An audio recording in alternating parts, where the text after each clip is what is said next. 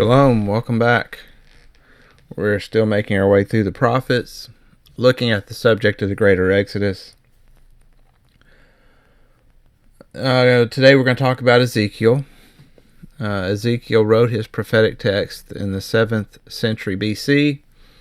He was born in approximately 622 BC. He was sent by Yahweh to the house of Israel. Of course, at that point, the house of Israel had been dispersed into Assyria for over 100 years. He is believed to have prophesied from about 592 to 570 BC. He overlaps the lives of the prophets, Jeremiah and Daniel. So, like I've mentioned in the previous videos, I'm really trying to focus mostly on the text in these prophetic books that have to do directly with the greater Exodus. And this future event still hasn't been fulfilled, where Yahweh is going to regather all the tribes of Israel and bring them back into the promised land. To be honest with you, I've kind of changed my opinion over the years on what this was. Initially, I thought it was regathering them back into the land of Palestine. At some point, I began thinking, well, no, maybe he actually is going to regather them into a new land, because there are some texts that seem to indicate that. And since then, I've swung back the other way again, and now, and particularly as we're looking through these different texts, like we're doing in these videos, I'm of the opinion now, I do think he's taking the children of Israel back to Palestine. I don't see any other way that you can read some of these texts and understand anything different. Not when you take all the text together. Now, if you look at a few secluded prophecies, it does appear that maybe they go to a different land. But what I think is going on is that something's going to happen to where the land where they are currently is going to become either uninhabitable or maybe uninhabitable for the people of Israel. I don't know. And specifically what it sounds like is some type of a war, because it talks about cities laid waste, and the children of Israel are going to be few in number, that sort of thing. It's going to be Edom and a company of nations coming against them. And essentially, unless Yahweh himself intervened, it looks like the children of Israel are actually going to be destroyed. But Yahweh intervenes and essentially fights the battle for them, redeems them from someone stronger than themselves, according to some text, and comes in and saves the day, saves his people. So we're going to start off with just looking at Ezekiel's calling, because I did mention he was sent to the house of Israel. Yahweh makes it a point in these opening chapters to repeatedly remark how the house of Israel is a rebellious house. And if there's anything I've learned throughout my own little ministry that I've done, it is true. The house of Israel, for the most part, obviously there are some exceptions, but for the most part, the house of Israel had much rather have easy religion than to have a tough relationship. And the thing is, when it comes to the relationship, it's really not tough. It gets a lot more difficult to live under religion than it is to live under the rules of our Father. When Yeshua says, "My burden is easy," he means it. We burden ourselves down with all these rules of men and things that Yahweh never asked for. And there's freedom in removing yourself from that and just following him. Yahweh he never said that you need to learn a book, you need to keep your head in a book. Yeshua says you search the scriptures because you think they have life, but you won't come to me to receive life. You were not put on this earth to develop a relationship with the book, is the point I'm trying to make. You were put here to to learn to live and to worship and to fellowship with the Creator. That's why you were created. It wasn't because he wanted you to read a book and memorize all the passages that Paul says how you don't have to follow God's commands. That's not your purpose for being here. If you think it is, it's because you are a rebellious house. Ezekiel 2:1, and he said to me, Son of man, stand on your feet, and I will speak with you. And as he spoke to me, the Spirit entered into me and set me on my feet. And I heard him speaking to me, and he said to me, Son of man, I send you to the people of Israel, to nations of rebels who have rebelled against me. They and their fathers have transgressed against me to this very day. Their descendants also are impudent and stubborn. I send you to them, and you shall say to them, Thus says Yahweh Elohim. And whether they hear or refuse to hear, because they are a rebellious house, they will know that a prophet has been among them. And you, son of man, be not afraid of them, nor be afraid of their words. Though briars and thorns are with you, and you sit on scorpions, be not afraid of their words, nor be dismayed at their looks, for they are a rebellious house. And you shall speak my words to them, whether they hear or refuse to hear, for they are a rebellious house. I underline this part at the bottom because my time in ministry, I'm not even sure if you could call it ministry. I mean, it's really just me presenting information. It's not like I'm going out and doing acts of charity or anything like that. I'm just sitting here teaching the Word of Yah the best that I can do. I think I do a better job of it than most pastors do. It's not your job to teach anyone. It's not your job to make people repent. It's not your job to force them to see. You know, you can lead the horse to water, but it's not your job to make them drink. The point, your calling, if you do have a calling to teach people about Yahweh, is to tell them, you shall speak my words to them, whether they refuse to hear or hear. And the point is, you can't make them repent. You can't make them see the truth. You can show them the truth, and most will refuse to hear. Why? Because they are a rebellious house.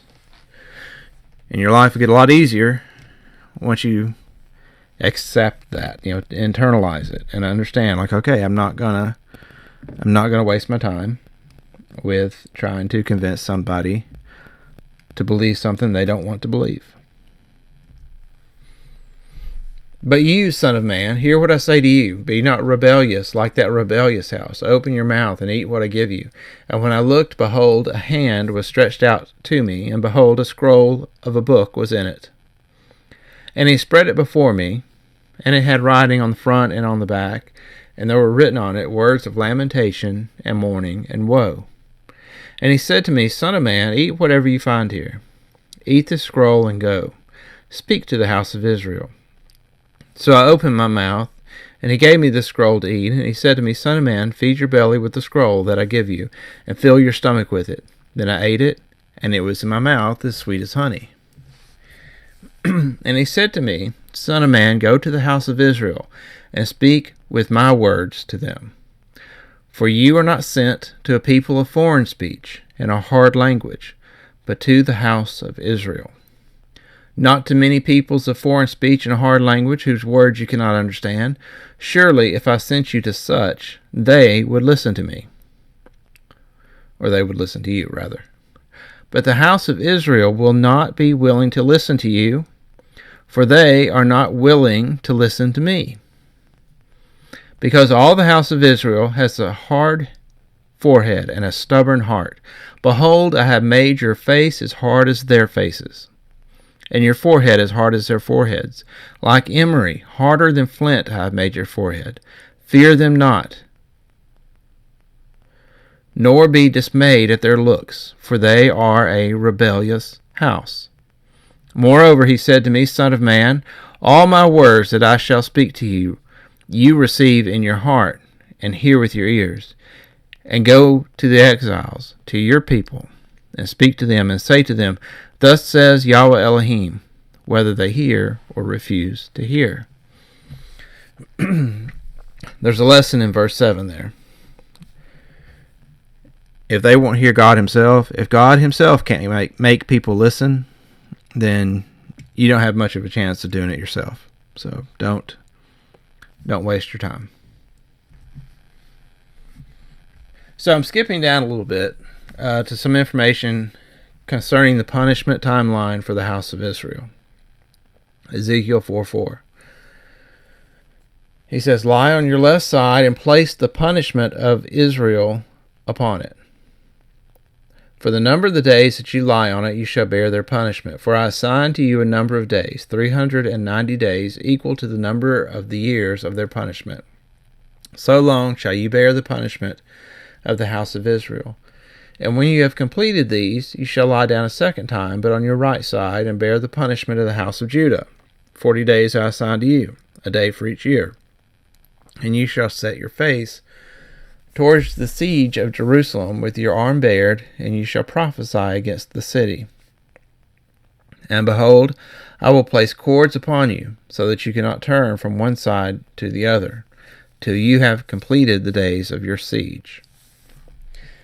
So, 390 days is the number of days he was laying on his side for the house of Israel. So that's 390 years that the nation of Israel, the house of Israel, was to be punished. And he says, And you take wheat and barley, beans and lentils, millet and emmer, and put them in a single vessel, and make your bread from them. During the number of days that you lie on your side, 390 days, you shall eat it. And your food that you eat shall be by weight, 20 shekels a day. From day to day you shall eat it. And water you shall drink by measure, the 1/6 part of a hin. From day to day you shall drink. And you shall eat it as a barley cake, baking it in their sight on human dung. And Yahweh said, Thus shall the people of Israel eat their bread unclean among the nations where I drive them. Okay, so for 390 years, he says, the people of Israel will eat their bread unclean. So, the people will be unclean. They will be in a position of subjugation among the nations where he drives them. So Israel's punishment began with their dispersion in 723 BC.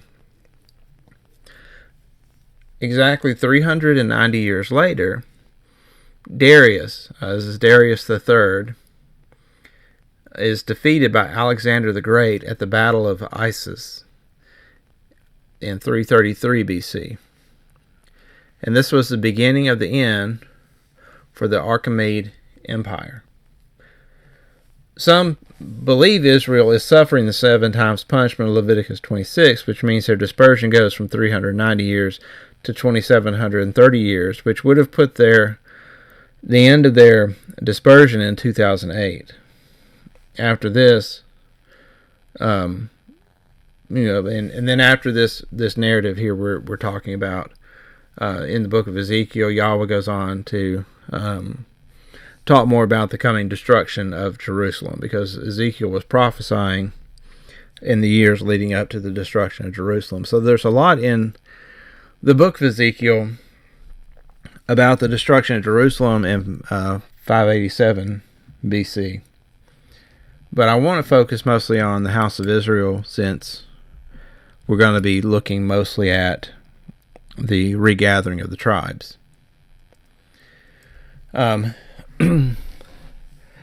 Personally, I don't believe that Israel went into the 7 times punishment from Leviticus 26. I think their punishment ended in 333 BC, but they remained dispersed because they hadn't repented. They hadn't fully come back to Yahweh. But as far as being in subjugation, they were no longer in subjugation. That's why they migrated through the Caucasus Mountains into Europe, and they rose to a position of power. This is the Achaemenid Empire at the time that this battle of Issus took place. The battle was right there, at that location north of Israel. And at the time, the Israelites were among the Scythians, who were, at this point in history, living in the area where that circle is, in between the Black Sea and the Caspian Sea. And then over here, the Parthians, the Sakai, this was where the rest of the house of Israel was. And so Josephus, when he was writing his history of the Jews in the first century, you can see in this picture where the Euphrates River is. And he said that the house of Israel was on the other side of the Euphrates. And so that's, as you can see here in 333 BC, this is the same area, very, very close to where they were before. Once again, there's the Sakas, which bears the name of Isaac, Sakos, and the Parthians. If you ever want to check out some books on this subject, Stephen Collins has some terrific books on tracing the tribes of Israel. It's a 4-part series. I highly recommend his books. He's got an entire book on the Parthians and about how they had Davidic kings as their kings, how they had Israelite names, how they would not eat pork, and such and so forth. And so a lot of these Israelite traits were manifested among the Parthians. We'll jump down to Ezekiel 6. The word of Yahweh came to me, Son of man, set your face toward the mountains of Israel, and prophesy against them. And say, you mountains of Israel, hear the word of Yahweh Elohim.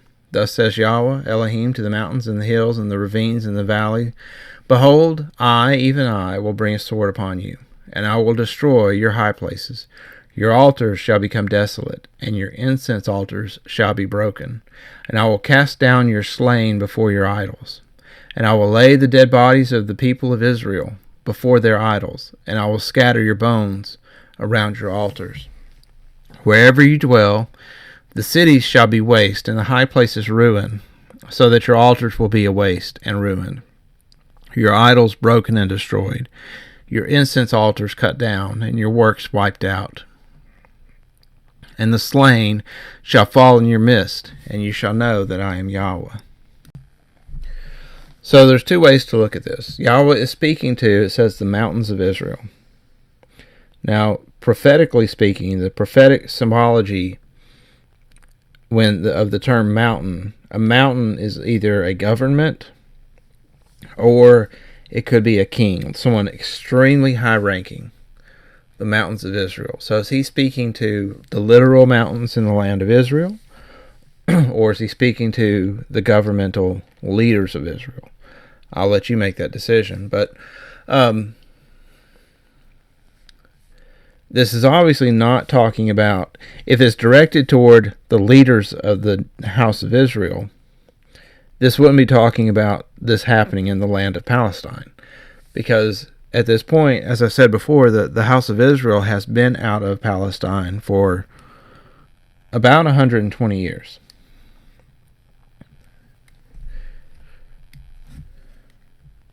And we see some of the same description of the land where the Israelites are dwelling at the time of the greater Exodus here. We see the cities laid waste, we see the dead bodies, a sword has just come upon them, and it's come upon them because of their idolatry.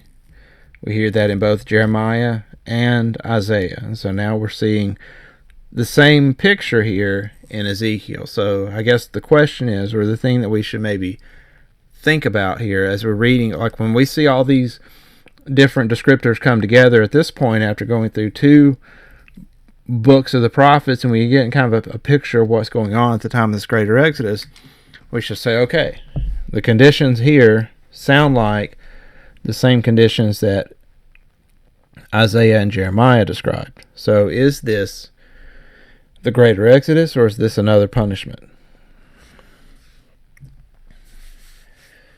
Next verse. Yet I will leave some of you alive when you have among the nations some who escape the sword, and when you are scattered through the countries. Well, See, like the more we read, the closer this is aligning with what we saw in the previous two books. Then those of you who escape will remember me among the nations where they are carried captive, how I have been broken over their whoring heart that has departed from me, and over their eyes that go whoring after their idols. And they will be loathsome in their own sight for the evils they have committed, for all their abominations. And they shall know that I am Yahweh. I have not said in vain that I would do this evil to them. So this to me sounds exactly like what happens right before the greater Exodus.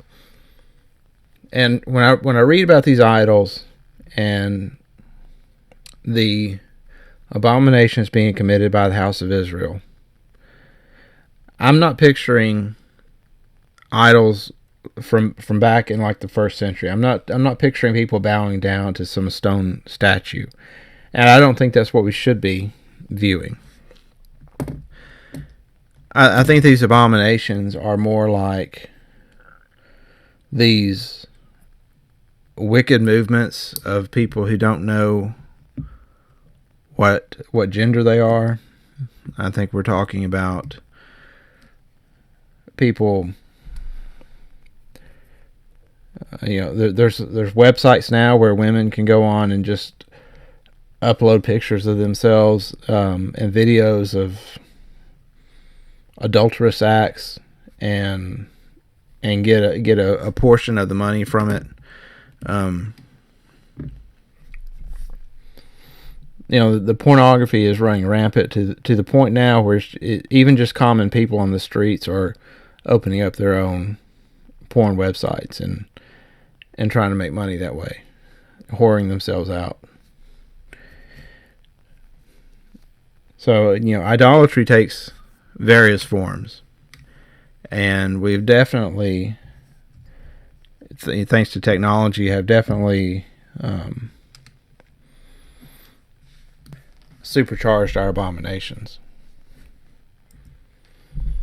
Thus says Yahweh Elohim, clap your hands and stamp your feet, and say, Alas, because of all the evil abominations of the house of Israel, for they shall fall by the sword, by famine, and by pestilence. He who is far off shall die of pestilence, and he who is near shall fall by the sword, and he who is left and is preserved shall die of famine. Thus I will spend my fury upon them, and you shall know that I am Yahweh. When their slain lay among their idols around their altars, on every high hill, and on all the mountaintops, under every green tree, and under every leafy oak, wherever they offered pleasing aroma to all their idols. And I will stretch out my hand against them, and make the land desolate and a waste, in all their dwelling places, from the wilderness to Riblah. Then they will know that I am Yahweh.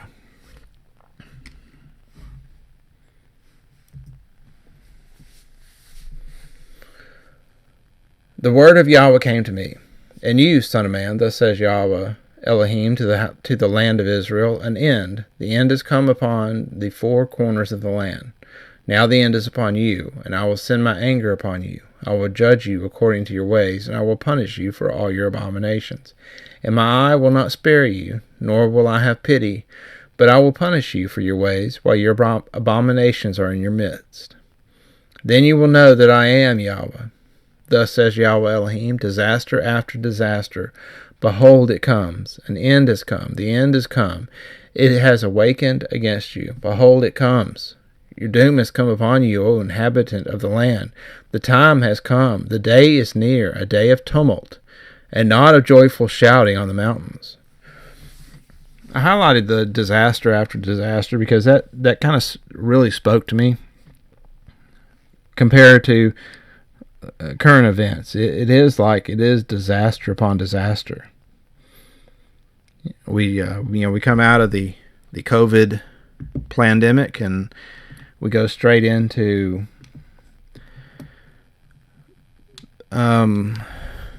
this whole train derailment thing and these mass shootings, whether contrived or genuine, are occurring constantly. It just seems like there's something new every week. and of course then there's the Ukraine scandal, where they're trying to establish Greater Zion in Ukraine, is disaster after disaster. And I've said before, with regards to other statements that we see in the prophets, that a lot of this stuff, it seems like the chess pieces are all in place. Like all of this, everything seems to be unfolding. Like it is setting up the board for this disaster to finally come, and then for the greater Exodus. Now I will soon pour out my wrath upon you, and spend my anger against you, and judge you according to your ways, and I will punish you for all your abominations. And my eye will not spare, nor will I have pity. I will punish you according to your ways, while your abominations are in your midst.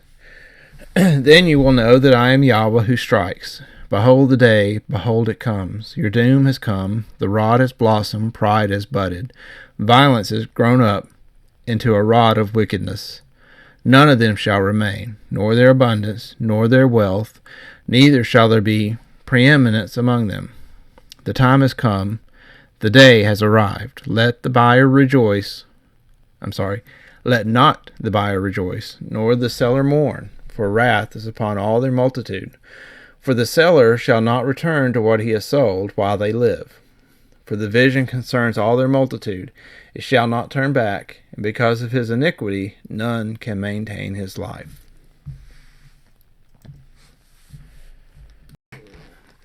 They have blown the trumpet and made everything ready, but none goes to battle, for my wrath is upon their multitude. The sword is without, pestilence and famine are within. He who is in the field dies by the sword, and he who is in the city famine and pestilence devour. And if any survivors escape, they shall be on the mountains, like doves of the valleys, all of them moaning, each one over his iniquity. All hands are feeble, and all knees turn to water. They put on sackcloth, and horror covers them. Shame is on all their faces, and baldness on all their heads. They cast their silver into the streets, and their gold is like an unclean thing. Their silver and gold are not able to deliver them in the day of the wrath of Yahweh. They cannot satisfy their hunger, or fill their stomachs with it. For it was the stumbling block of their iniquity. His beautiful ornament they used for pride, and they made their abominable images and detestable things of it. Therefore I make it an unclean thing to them. I highlighted the stuff in yellow, and also somewhat in the blue, because it reminds me of statements that Jeremiah and Isaiah made about the people being sick and groaning like a woman in labor just before the greater Exodus. I see this as being maybe like another way of describing that same scene here in Ezekiel. The part in green, his beautiful ornament they use for pride. Now, the first thing I thought about is the rainbow, but I also think that that it could be the land of Israel, the promised land, because in a lot of ways that has definitely become like an idol. This Rothschild created land of supposed Israel, and I'm more inclined to think it is the land of Israel because of the way the verses continue after this, but you can consider that and figure that one out. And I will give it into the hands of the foreigners for prey, and to the wicked of the earth for spoil, and they shall profane it. And again, I'm thinking this is probably talking about the land. I will turn my face from them, and they shall profane my treasured place. Robbers shall enter and profane it. Forge a chain, for the land is full of bloody crimes, and the city full of violence. And I will bring the worst of the nations to take possession of their houses, and I will put an end to the pride of the strong, and their holy places shall be profaned. When anguish comes, they will seek peace, but there shall be none. Disaster comes upon disaster. There it is again. Rumor follows rumor. They seek a vision from the prophet, while the law perishes from the priest, and counsel from the elders. The king mourns, the prince is wrapped in despair, and the hands of the people of the land are paralyzed by terror. According to their way I will do to them, and according to their judgments I will judge them, and they shall know that I am Yahweh.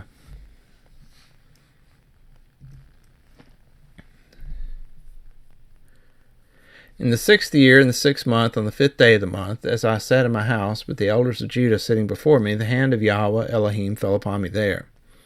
Then I looked and beheld a form that had the appearance of a man. Below what appeared to be his waist was fire, and above his waist was something like the appearance of brightness, like gleaming metal. He put out the form of a hand and took me by the lock of my head, and the Spirit lifted me up between the earth and heaven, and brought me in visions of God to Jerusalem, to the entrance of the gateway of the inner court that faces north, where was the seat of the image of jealousy, which provokes to jealousy.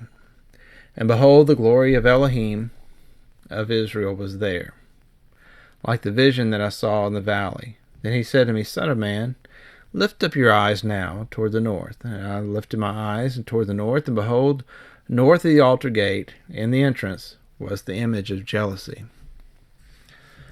And he said to me, Son of man, do you see what they are doing? The great abominations that the house of Israel are committing here, to drive me far from my sanctuary. But you will see still greater abominations. And he brought me to the entrance of the court, and when I looked, behold, there was a hole in the wall. And he said to me, Son of man, dig in the wall. So I dug in the wall, and behold, there was an entrance. And he said to me, Go in and see the vile abominations that they are committing here. So I went in and saw, and there engraved on the wall and all around was every form of creeping things and loathsome beasts, and all the idols of the house of Israel. And before them stood 70 men of the elders of the house of Israel, with Jehezaniah, the son of Shaphan, standing among them.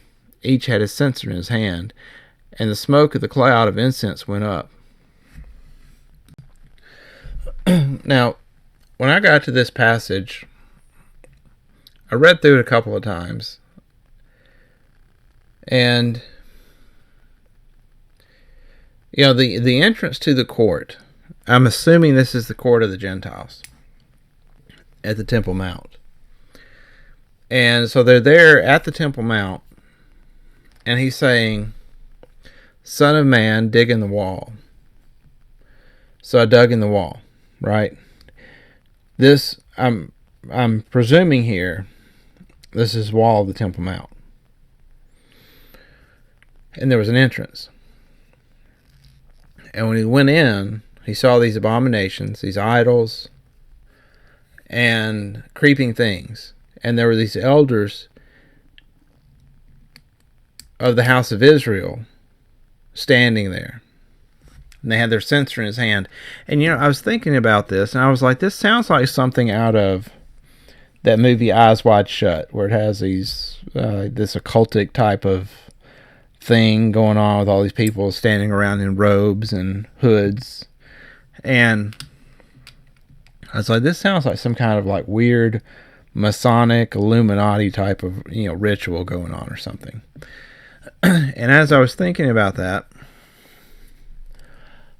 I heard the Holy Spirit say the Masons are having ceremonies under the Temple Mount.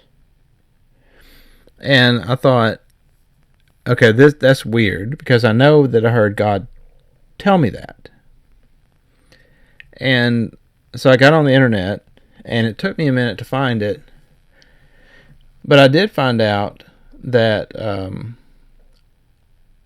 I found this one statement online that said, in December of 1995, a month after Rabin was assassinated, the Jerusalem Lodge of the Masons was established adjacent to the Temple Mount in the underground grotto of King Solomon. And I was like, okay, this can't, it's one of these shocking things to hear the Holy Spirit tell you something and then you run across something like this. And I think, but are they really going under the Temple Mount? So I did a little bit of research into this, and I found this article. The cave of Zedekiah is also known as the grotto of King Solomon. And according to this article, it says, for over 300 years, Zedekiah's cave was the stuff of legend, another story out of Jerusalem. However, one day in the winter of 1854, an American missionary, James Turner Barclay, was walking his dog with his son around the outskirts of the city.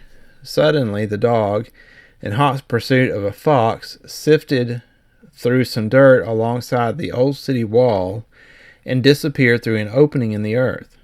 Barclay called to the animal, whistling to it, and there was no response. His son continued searching at the foot of the rocky cliffs and came upon a deep reservoir created by the flow of water from recent rainfall. Peering inside, he heard barking emanating from the depths of the earth.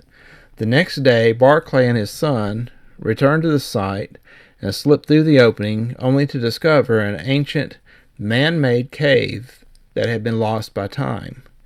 Dating back thousands of years, the cave had originally been used as a quarry. Today, it is considered one of the most revered sites in Freemasonry. Now, this is the second time in the study that the Holy Spirit has mentioned Masonic rituals to me. And if you don't know, and most people don't know this, the Masonic Lodge is controlled at the top by Jewish Kabbalists. All the rituals in Masonry come straight out of Edomite Kabbalistic rituals.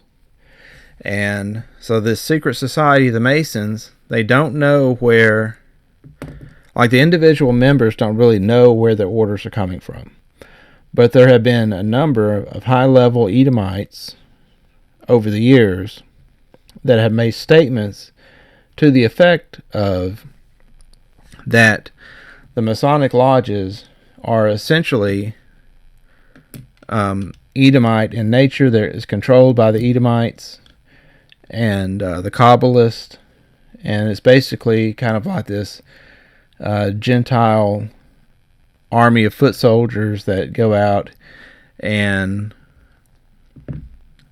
promote the policies that Edom wants promoted. So when you read about Freemasonry, think of occultic, Kabbalistic, organization. The other time that Yahweh mentioned this to me was when I was reading Isaiah 65. And the text says, I spread out my hands all day to a rebellious people who walk in a way that is not good, following their own devices. A people who provoke me to my face continually, sacrificing in gardens and making offerings on bricks, who sit in tombs and spend the night in secret places, who eat pig's flesh, and broth of tainted meat is in their vessels, who say, keep to yourself, do not come near me, for I am too holy for you. These are a smoke in my nostrils and a fire that burns all the day.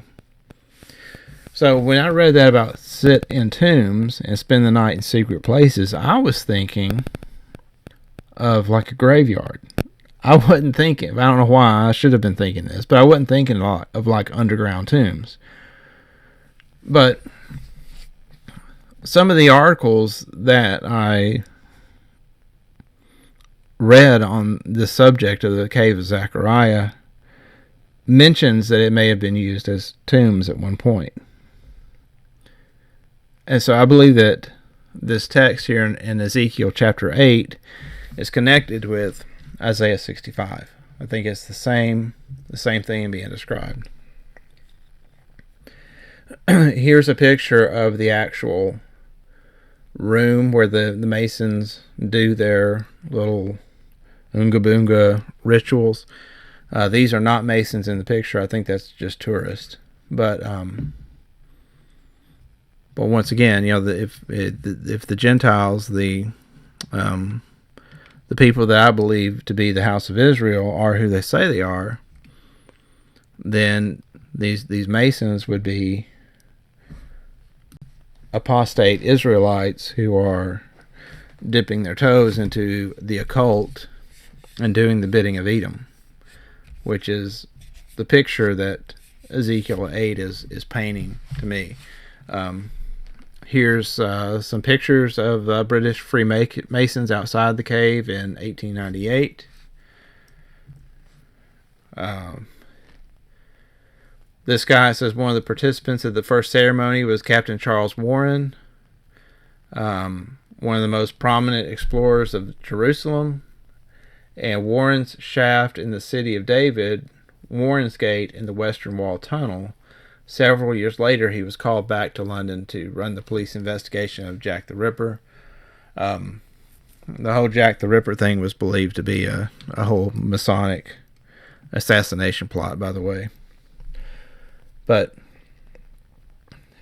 as you can see, there's a deep Masonic connection to this cave, and the description of the way Ezekiel went into the cavern. He dug in the wall and found the entrance. That's exactly the way the discovery of this cave has been described. They found it in the side of the wall there in the old city. Anyway, he goes on, starting at verse 13. He said also to me, "You will see still greater abominations that they commit." Then he brought me to the entrance of the north gate of the house of Yahweh, and behold, there sat women weeping for Tammuz. Then he said to me, "Have you seen this, son of man? You will see still greater abominations than these." And he brought me into the inner court of the house of Yahweh, and behold, at the entrance of the temple of Yahweh, between the porch and the altar, were about 25 men with their backs to the temple of Yahweh, and their faces toward the east, worshiping the sun toward the east. Then he stood up to me and says, "Have you seen this, O son of man? Is it too light a thing for the house of Judah to commit the abominations they commit there? But that they should fill the land with violence and provoke me still further to anger? Behold, they put the branch to their nose, therefore I will act in wrath. My eye will not spare, nor will I have pity. And though they cry in my ears with a loud voice, I will not hear them." Okay, so we saw the abominations that the house of Israel was doing. So now let's see what the house of Judah is doing. What are their abominations? Well, here you see Mike Pompeo and Benjamin Netanyahu in a little synagogue, and speaking about sun worship. What is that behind them? What is in that Hebrew covered ball, I wonder? I bet you it's something Kabbalistic. So guess where this is? This is in a synagogue that the Edomites have built underneath the Temple Mount. So what is this about these groups tunneling under the Temple Mount? This is this not weird? This is an underground synagogue underneath the Temple Mount. And at this visit where Mike Pompeo went to this underground synagogue, when he was coming out, I remember seeing a video of him, and he came out of this place looking like he had seen something in there that just either terrified him or made him extremely uncomfortable. He looked like, I don't know how to describe the look on the man's face, but I remember this news when he went to Israel, and I remember seeing this. I don't know how to describe it. Something happened here. Something happened when he was in this building. I'm not sure what it was, but he looked freaked out when he left. So it's not just for the house of Israel. The house of Judah is up to shenanigans too. So it goes on to chapter 9, and Ezekiel is relating this vision that he's given. And throughout this vision, I couldn't help but notice as it was going through that Yahweh is not calling the inhabitants of Jerusalem here. He's not calling them Israelites. He's not calling them, members of the tribe of Judah or anything. He's calling them the inhabitants of Jerusalem. Now, if you've watched my videos on who is Esau Edom, you'll know that the people occupying Jerusalem today are actually the descendants of Esau. They are not the descendants of Judah or Israel. So keep that in mind as we read this, because I noticed something cool at the end of it.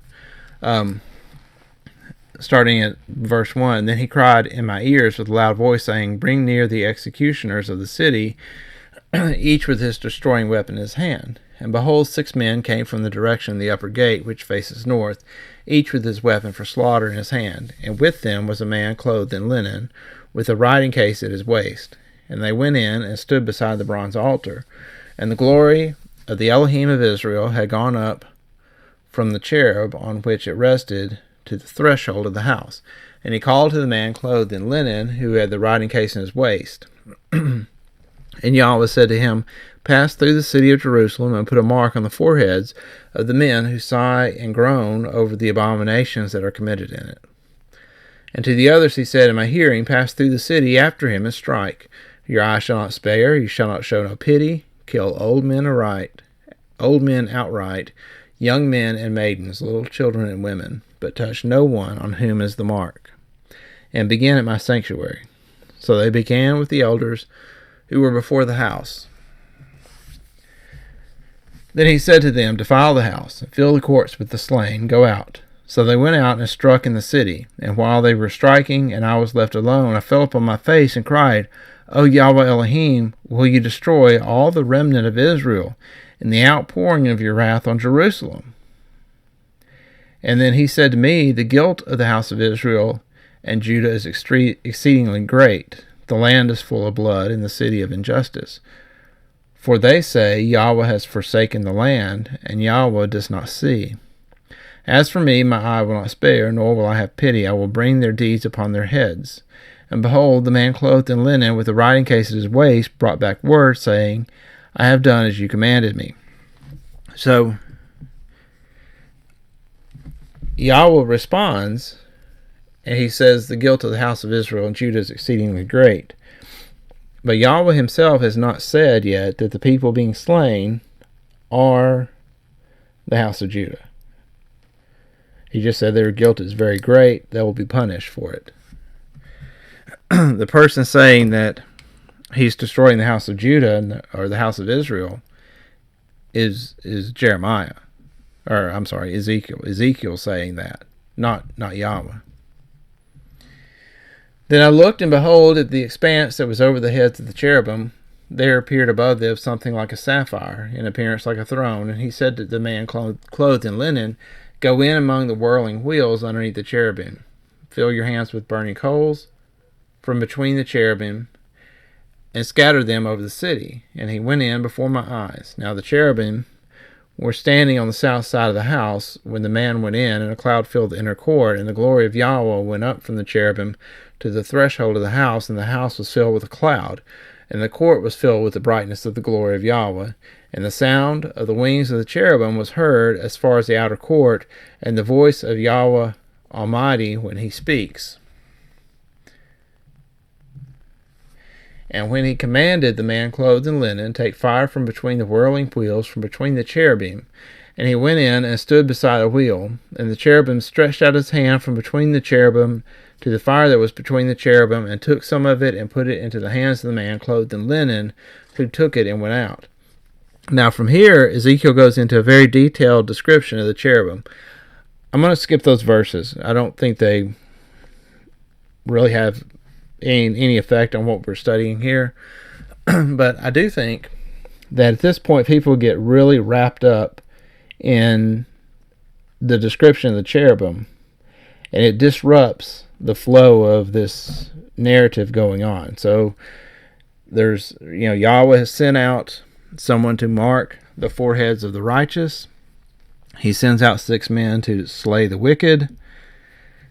Ezekiel has a little bit of a freak out session. It's like, what are you doing? You're going to kill them all. You're going to kill all the house of Israel. And God says, yeah, they're pretty guilty. They're gonna be punished for it. And then it goes into this description of the cherubim. So we're going to skip the rest of the description of the cherubim, and we're going to continue on with the narrative about the house of Israel being destroyed. Then the Spirit lifted me up and brought me to the east gate of the house of Yahweh, which faces east. And behold, at the entrance of the gateway there were 25 men, and I saw among them Jahaziah the son of Azur, and Pelatiah the son of Benaiah, princes of the people. And he said to me, Son of man, these are the men who devise iniquity, and who give wicked counsel in the city, who say, The time is not near to build houses.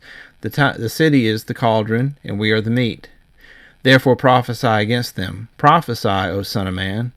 And the Spirit of Yahweh fell upon me, and he said to me, Say, thus says Yahweh, So you think, O house of Israel? For I know the things that come into your mind. You have multiplied your slain in the city, and have filled its streets with the slain. Therefore thus says Yahweh Elohim, Your slain, whom you have laid in the midst of it, they are the meat, and the city is a cauldron, and you shall be brought out of the midst of it. You have feared the sword, and I will bring the sword upon you, declares Yahweh Elohim. And I will bring you out of the midst of it, and give you into the hands of foreigners, and execute judgments upon you. You shall fall by the sword. I will judge you at the border of Israel, and you shall know that I am Yahweh. The city shall not be your cauldron, nor shall you be the meat in the midst of it. I will judge you at the border of Israel, and you shall know that I am Yahweh. For you have not walked in my statutes, nor obeyed my rules, but have acted according to the rules of the nations that are around you. And it came to pass while I was prophesying that Pelatiah the son of Benaiah died. And then I fell down on my face and cried out with a loud voice and said, O Yahweh Elohim, will you make a full end of the remnant of Israel? So, I had to read this a couple of times, but it's almost like Ezekiel's not listening to what he's saying so much as he's listening. He's watching what he's looking at. He says in verse 11, This city shall not be your cauldron, nor shall you be the meat in the midst of it, for I will judge you at the border. But then this person dies, Pelatiah, and that's where Ezekiel has another little bit of a freak-out session there. And he's like, Are you going to kill all the house of Israel? And in verse 14 it says, And the word of Yahweh came to Ezekiel, Son of man, your brothers, even your brothers and your kinsmen, the whole house of Israel, all of them are those of whom the inhabitants of Jerusalem have said, Go far from Yahweh. To us, this land is given for a possession. If you need to pause this and read that a couple of times, do. Yahweh is saying, the inhabitants here in Jerusalem, this is not the house of Israel. Ezekiel thought he was watching the house of Israel get destroyed, and up until this point, Yahweh has just let him believe that. But here he's saying the people in Jerusalem, aka not the house of Israel, are the ones that have told the house of Israel to get out of here. Go away. This land is our land. It's not your land. There are people in Jerusalem masquerading as the house of Israel. And that's what's going on today. Verse 16, Therefore say, Thus says Yahweh Elohim, though I remove them far off among the nations, and though I scattered them among the countries, yet I have been a sanctuary to them for a while in the countries where they have gone. Therefore, thus says Yahweh Elohim, I will gather you from the peoples and assemble you out of the countries where you have been scattered, and I will give you the land of Israel. And when they come there, they will remove from it all its detestable things and all its abominations. And I will give them one heart, and a new spirit I will put within them, and I will remove the heart of stone from their flesh, and give them a heart of flesh, that they may walk in my statutes, keep my rules, and obey them. And they shall be my people, and I will be their God. So essentially what's going on here is there are leaders within the house of Israel participating in these occultic ceremonies, and they're doing it in conjunction with the house of Judah. And of course the house of Judah is not occupied by the descendants of Judah. That has been supplanted. that nation, the house of Judah, has been taken over by Edom. So Edom is in Jerusalem, and Ezekiel is watching this because, again, keep in mind what we read in previous videos from the Clementine recognitions, where Peter says that the prophets didn't have the whole picture. The prophets would prophesy through a dark glass. They would see shadows of what was to come, but there were things that they didn't understand that they would see. The only prophet that understood everything is Yeshua, the true prophet. And so Ezekiel is describing what he sees, and he is prophesying what God is revealing to him, but he doesn't get the full picture like Yeshua does. And this is one of those examples where he saw something and he thought he was witnessing the house of Israel being destroyed. But in reality, he was watching someone else being destroyed. Someone who had told the house of Israel, "You get out of here. This is our land. God gave us this land, not you." And that's the people who was in Jerusalem that's being destroyed, not the house of Israel. And then right after that, is when the part in green comes on. He says, then that's when Yahweh says he's going to gather the people. But as for those whose heart goes after the detestable things and their abominations, I will bring their deeds upon their own heads. So those that are participating in these occultic ceremonies, they're not going to be among the ones that are regathered. And it says, and then the cherubim lifted up their wings, and the wheels beside them, and the glory of God of Israel was over them, and the glory of Yahweh went up from the midst of the city, and stood on the mountain that is to the east side of the city. And the Spirit lifted me up, and brought me in the vision by the Spirit of God to Chaldea, to the exiles. Then the vision that I had seen went up from me, and I told the exiles the things that Yahweh had shown me. So, it can be kind of cool when you take your time and really work your way through these prophecies and ask yourselves what exactly is being said here. And you get, I have a much different picture of what was going on in those chapters than I did previous to doing the study. Okay, I'm going to skip forward a few chapters. Chapter 20. We're going to pick up at verse 27. These verses were preceded by an indictment against Israel for their continuous rebellion. I'm skipping it mostly for brevity's sake, just because this is turning into a long video. Essentially, he indicts them for their continuous rebellion. He relates the story of the Exodus, the rebellion in the wilderness, and the continued rebellion throughout history. And that brings us up to verse 27. Therefore, son of man, speak to the house of Israel and say to them, thus says Yahweh Elohim, in this also your fathers blasphemed me, by dealing treacherously with me. For when I had brought them into the land that I swore to give them, then whenever they saw any high hill or any leafy tree, there they offered sacrifices, and there they presented the provocation of their offering. There they sent up their pleasing aromas, and there they poured out their drink offerings. Therefore say to the house of Israel, thus says Yahweh Elohim, will you defile yourselves after the manner of your fathers and go whoring after detestable things? When you present your gifts and offer up your children in fire, you defile yourselves with all your idols to this day. And shall I be inquired of by you, O house of Israel? As I live, declares Yahweh Elohim, I will not be inquired by you. What is in your mind shall never happen. The thought, let's be like the nations, like the tribes of the countries, and worship wood and stone. As I live, declares Yahweh Elohim, surely with a mighty hand and an outstretched arm, and with wrath poured out, I will be king over you. I will bring you out from the peoples, and gather you out of the countries where you are scattered, with a mighty hand and an outstretched arm, and with wrath poured out. And I will bring you into the wilderness of the peoples, and there I will enter into judgment with you face to face.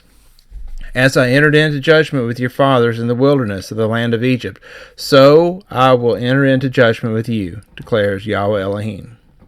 I will make you pass under the rod, and I will bring you into the blood of the covenant.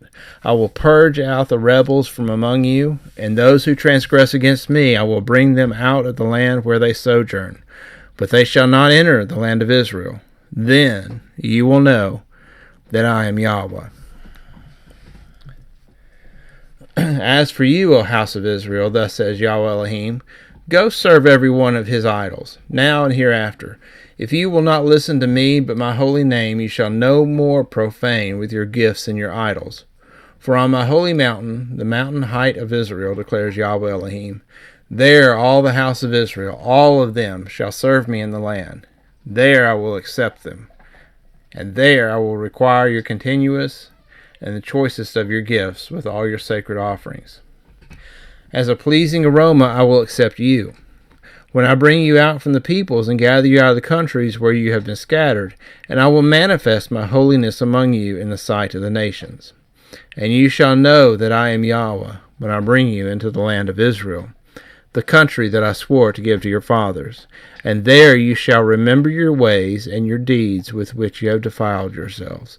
And you shall loathe yourselves for all the evils that you have committed. And you shall know that I am Yahweh when I deal with you for my name's sake, not according to your evil ways, nor according to your corrupt deeds, O house of Israel, declares Yahweh. I'm going to skip ahead a little bit further, up to chapter 28. The two previous chapters, Yahweh is prophesying punishment to Ammon, Moab, Edom, Philistia, Tyre, including, of course, the king of Tyre, this famous set of verses where he sounds like we're speaking about Satan, and then also Sidon. And so that brings us up to Ezekiel 28:24. So he's just judged all these other nations, and now he's going to address Israel again. He's going to say, and as for the house of Israel, there shall no more be a briar to prick or a thorn to hurt them among all their neighbors, who have treated them with contempt. Then they will know that I am Yahweh Elohim. Thus says Yahweh Elohim, when I gather the house of Israel from the peoples among whom they are scattered, and manifest my holiness in them in the sight of the nations, then they shall dwell in their own land, that I gave to my servant Jacob. And they shall dwell securely in it, and they shall build houses and plant vineyards. They shall dwell securely when I execute judgments upon their neighbors, who have treated them with contempt. And then they will know that I am Yahweh, their Elohim. So, I've said before that there have been times where I thought that this regathering would not be back to the literal house of the literal land of Palestine, but this is the type of verse where it's like you can't really. It definitely there's no way around it. When he regathers his people, we're going back to Palestine. It can't be something like we're regathered to some other land of our own. It's got to be Palestine. There's too many verses saying that specifically. Ezekiel 29:21, on that day I will cause a horn to spring up for the house of Israel, and I will open your lips among them. Then they will know that I am Yahweh. So the rest of chapter 29 was about the destruction of Egypt. God said he's going to help Nebuchadnezzar, the king of Babylon, destroy Egypt, since he didn't make a profit destroying Tyre for him. At the end of chapter 29, we have this one verse, this one lone verse about the house of Israel. We know from the book of Daniel and the book of Revelation that, prophetically speaking, a horn is representative of a king. After this verse, he goes into a lament for Egypt and its neighbors in North Africa, Cush, Put, Lud, all of Arabia, and Libya. This lament continues through the end of chapter 32. So it's kind of weird. There's this one verse. On that day I will cause a horn, which a horn, usually, like I said, is usually a national leader. The beast of Revelation with 7 horns. The 7 horns represented the 7 Caesars. And then this new horn that comes up was Vespasian. So here we see a horn springing up for the house of Israel.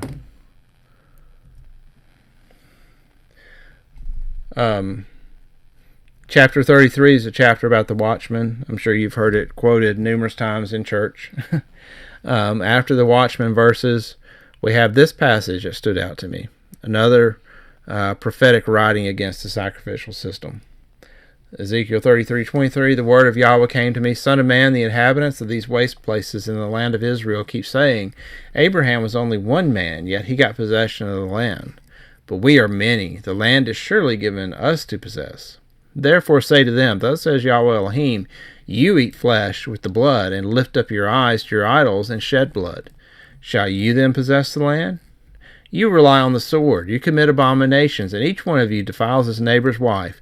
Shall you then possess the land?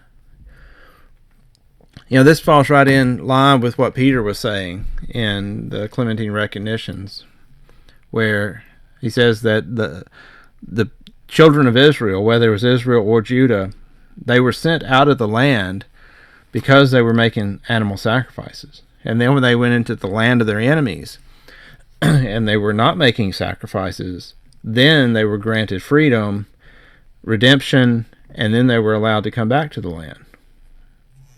And he said not many people could understand this, that the sacrifices were not desired by Yahweh. Here, he's saying it pretty plainly here in Ezekiel 33. Shall you possess the land? You eat flesh with the blood, and lift up your eyes to idols, and you shed blood. You can't sacrifice. You cannot separate. Here's what people don't understand because they're not in the ancient Near East. You cannot separate idolatry, meat eating, and animal sacrifices. Those three all went together. They always, that was the way the ceremonies always were. You would bring an animal into the pagan temple. You would sacrifice the animal in the temple. You would put some of the animal in front of the idol and burn it. And then you would eat part of it as like a communal meal or like a fellowship meal with the priest and with the idol, the god. So it would be like you were sitting down and having a meal with the god. So when God speaks against idolatry and animal sacrifice and the eating of meat, it all went together. It was all things that went on in the context of the idolatry. So the passages against idolatry were also passages against animal sacrifice. We just don't recognize it that way in our current culture. He goes on to say this to them. Thus says Yahweh Elohim, as I live, surely those who are in the waste places shall fall by the sword, and whoever is in the open field I will give to the beast to be devoured, and those who are in strongholds and in caves shall die by pestilence. And I will make the land a desolation and a waste, and her proud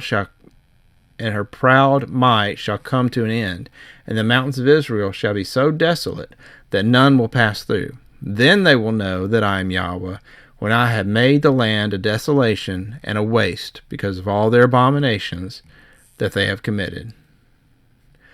Now, again, I think it's also worth pointing out, Israel had been out of the promised land for over 120 years at this point. So, is this about the land of Palestine or the new land that Israel's going to? Is this a warning to us today? Is he talking about the new place that Israel is going to be dwelling? As for you, son of man, your people who talk together about you by the walls and at the doors of the house, say to one another, each to his brother, come and let us hear what the word is that comes from Yahweh. And they come to you as a people come, and they sit before you as my people. And they hear what you say, but they will not do it. For with lustful talk in their mouths they act, their heart is set on their gain. And behold, you are to them like one who sings lustful songs with a beautiful voice and plays well on an instrument, for they hear what you say, but they won't do it. When this comes, and it will, then they will know that a prophet has been among them. I guess we would put this in modern terminology. You know, people. Oh yeah, people love to. You know, they go to their religious services in the church, and they hear the gospel read. Well, if you're lucky. I mean, a lot of churches don't even read the words of Yeshua, but yeah, they love to hear it, but they don't do what it says. They love to say, "Oh, I'm a Bible believer, Bible believing Christian," but I don't do a thing that it says. If I were to do what the Bible says, I would not be a Christian. I would fall out of grace. And they actually believe that somehow. Next verse says, "The word of Yahweh came to me, Son of man, prophesy against the shepherds of Israel. Prophesy and say to them, even to the shepherds." Okay, so keep in mind, like I mentioned in previous videos, shepherds, it doesn't mean just religious leaders. It means religious leaders and your governmental leaders, like the leader of your nation, whether it's religious or whether it's speaking about a king or a governor. They're all your shepherds, according to prophetic imagery. "Thus says Yahweh Elohim, shepherds of Israel, who have been feeding yourselves, should not shepherds feed the sheep? You eat the fat, you clothe yourselves with the wool, you slaughter the fat ones, but you do not feed the sheep. The weak you have not strengthened, the sick you have not healed, the injured you have not bound up, the strayed you have not brought back, the lost you have not sought, and with force and harshness you have ruled them. So they were scattered because there was no shepherd, and they became food for all the wild beasts. My sheep were scattered, they wandered over the mountains, and on every high hill. My sheep were scattered over all the face of the earth, with no one to search or seek for them. Therefore, you shepherds, hear the word of Yahweh. As I live, declares Yahweh Elohim, surely because my sheep have become a prey, and my sheep have become food for all the wild beasts, since there was no shepherd, and because my shepherds have not searched for my sheep, but the shepherds have fed themselves and have not fed my sheep. Therefore, you shepherds, hear the word of Yahweh. Thus says Yahweh Elohim, behold, I am against the shepherds, and I will require my sheep at their hand. I put a stop to their feeding the sheep. No longer shall the shepherds feed themselves. I will rescue my sheep from their mouths, that they may not be food for them. For thus says Yahweh Elohim, behold, I myself will search for my sheep, and will seek them out. As a shepherd seeks out his flock when he is among his sheep that have been scattered, so will I seek out my sheep, and I will rescue them from all the places where they have been scattered on a day of clouds and thick darkness. And I will bring them out from the peoples, and gather them from the countries, and will bring them into their own land. And I will feed them on the mountains of Israel, by the ravines, and in all the inhabited places of the country. I will feed them with good pasture, and on the mountain heights of Israel shall be their grazing land. There they shall lie down in good grazing land, and on rich pasture they shall feed on the mountains of Israel. I myself will be the shepherd of my sheep, and I myself will make them lie down, declares Yahweh Elohim. Then I will seek the lost, and I will bring back the strayed, and I will bind up the injured, and I will strengthen the weak and the fat, and the strong I will destroy. I will feed them in justice. Again, this is the concept of justice and righteousness. You relieve the oppressed, and you punish the oppressor. This is exactly what we saw in Isaiah and Jeremiah. As for you, my flock, thus says Yahweh Elohim, behold, I judge between sheep, and between rams and male goats. Is it not enough for you to feed on the good pasture, that you must tread down with your feet the rest of your pasture, and to drink of clear water, that you must muddy the rest of the water with your feet? And must my sheep eat what you have trodden with your feet, and drink what you have muddied with your feet? Therefore thus says Yahweh Elohim to them, behold, I myself will judge between the fat sheep and the lean sheep. Because you push with side and shoulder, and thrust at all the weak with your horns, till you have scattered them abroad. I will rescue my flock. They shall no more be a prey. And I will judge between sheep, and I will set up over them one shepherd. my servant David, and he shall feed them. He shall feed them and be their shepherd. And I, Yahweh, will be their Elohim, and my servant David shall be prince among them. I am Yahweh, I have spoken. I will make with them a covenant of peace, and banish wild beasts from the land, that they may dwell securely in the wilderness, and sleep in the woods. And I will make them and the places all around my hill a blessing, and I will send down the showers in their season. They shall be showers of blessing, and the trees of the field shall yield their fruit, and the earth shall yield its increase. And they shall be secure in their land, and they shall know that I am Yahweh, when I break the bars of their yoke, and deliver them from the hand of those who enslave them. We always see this terminology of yoke being relieved from the children of Israel, and I keep saying this, the first place we see this is speaking in Isaac's blessing to Esau, where he says that he's going to break the yoke of his brother Jacob off of him. And of course the implication is he puts that yoke goes onto Jacob, and so now Esau's on top. So Yahweh says he's going to break the bars of that yoke, and he's going to set free his people Jacob. They shall no more be a prey to the nations, nor shall the beasts of the land devour them. They shall dwell securely, and none shall make them afraid. And I will provide for them renowned plantations, so that they shall no more be consumed with hunger in the land, and no longer suffer the reproach of the nations. And they shall know that I am Yahweh their Elohim with them, and that they, the house of Israel, are my people, declares Yahweh Elohim. And you are my sheep, human sheep of my pasture, and I am your Elohim, declares Yahweh Elohim. The word of Yahweh came to me, Son of man, set your face against Mount Seir.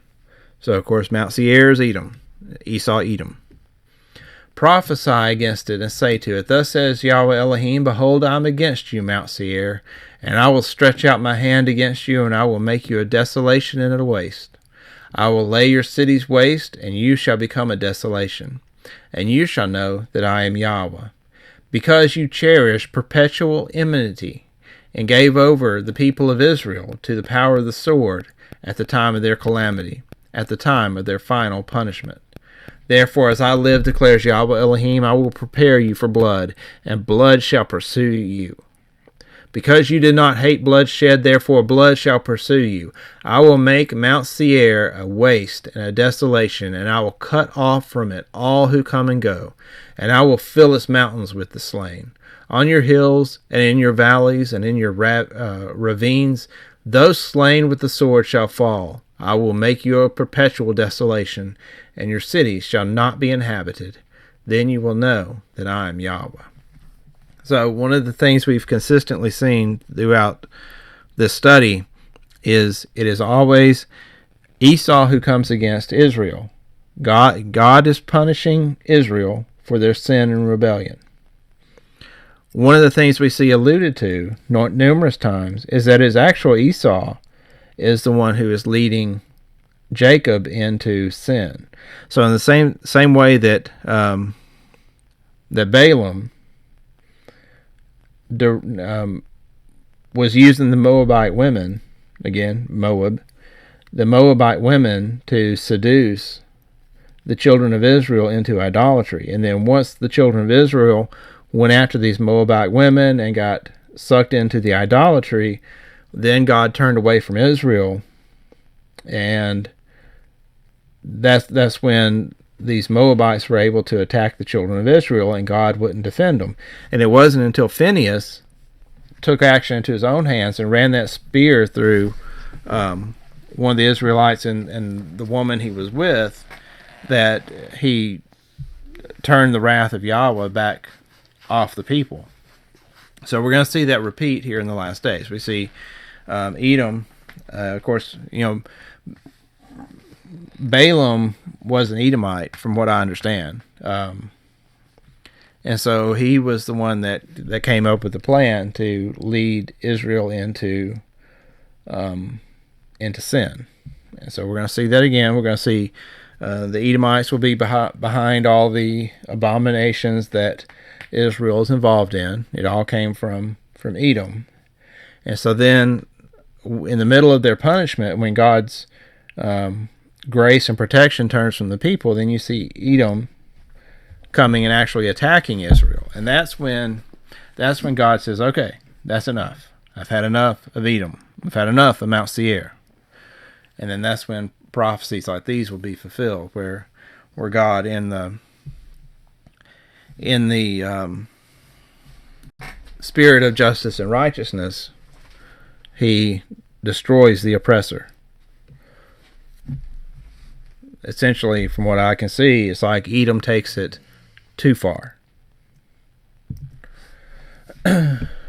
Because you said, this is speaking to Edom, because you said, these two nations and these two countries shall be mine, and we will take possession of them, although Yahweh was there. Therefore, as I live, declares Yahweh Elohim, I will dwell with you according to the anger and the envy you showed, because of your hatred against them.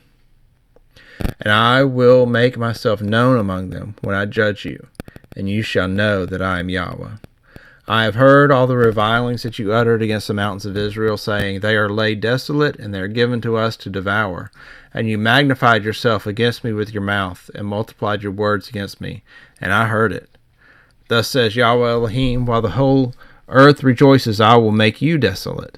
And you, as you rejoiced over the inheritance of the house of Israel, because it was desolate, so I will deal with you. You shall be desolate, Mount Seir, and all of Edom with it. Then they will know that I am Yahweh. So back to the top in the blue, these two nations and these two countries shall be mine.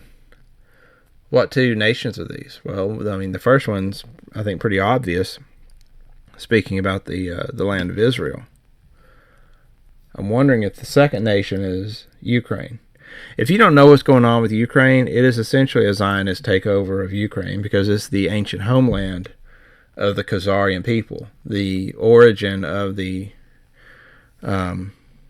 people of Ashkenaz, let's just say that.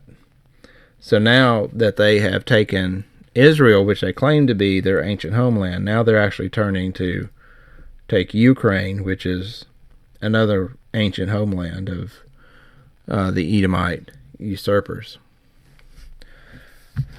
We're going to see in the next chapter Edom's plan to take possession of the land of Israel. And we'll get to that in a moment. And you, son of man, prophesy to the mountains of Israel, and say, O mountains of Israel, hear the word of Yahweh.